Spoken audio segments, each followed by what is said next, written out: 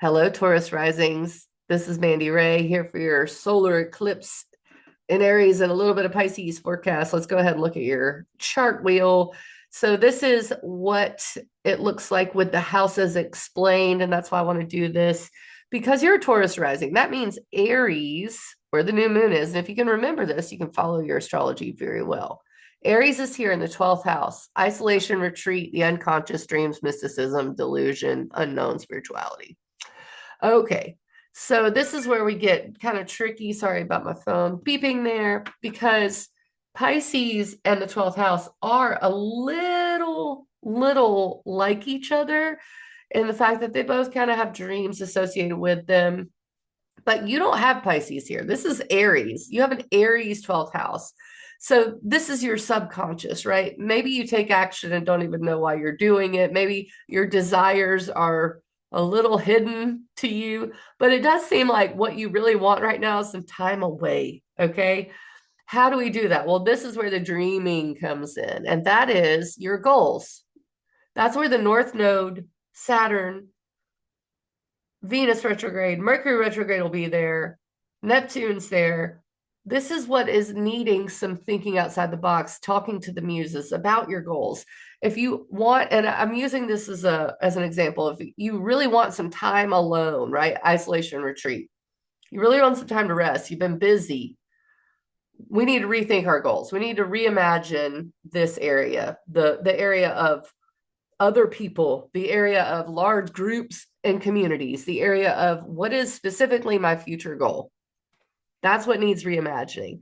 Now, the other thing is the reason I think you might have been busy is because Mars was retrograde here in your third house of learning, siblings, thinking, writing, short trips, communication, neighbors. It's talking, it's how you speak.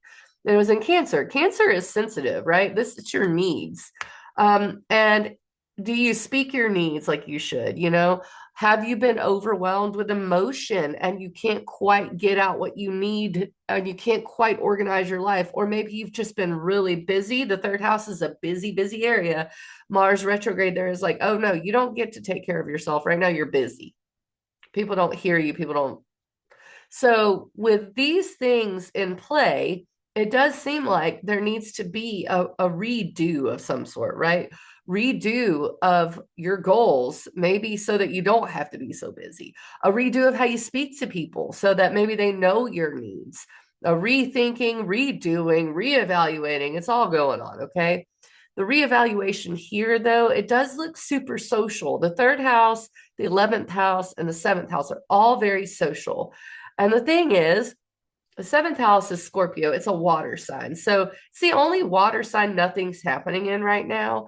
And when you think of two other water signs being, um, I guess, enlivened by these events, having transits in them, it makes sense that it's social, right? So if there is a reorganization of people in your life, that's what this is about.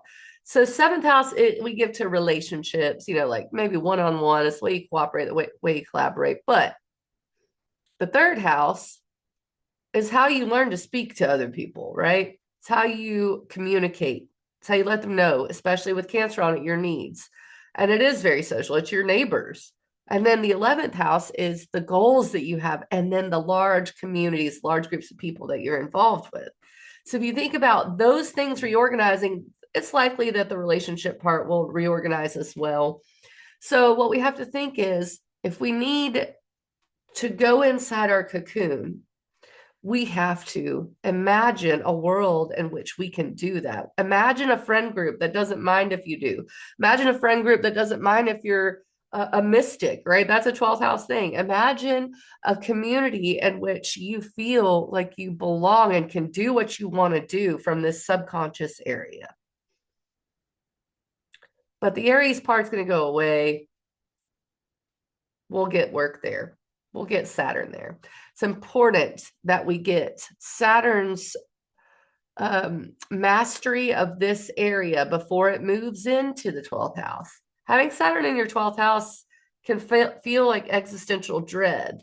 So if you kind of prepare and say, okay, I'm going to work on my goals so that I build time for myself. I build alone space. I build time to dream, right?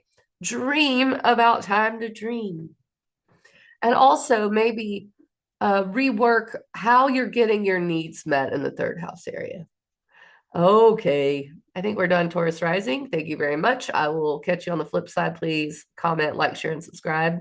I'll be back for the full moon in Libra.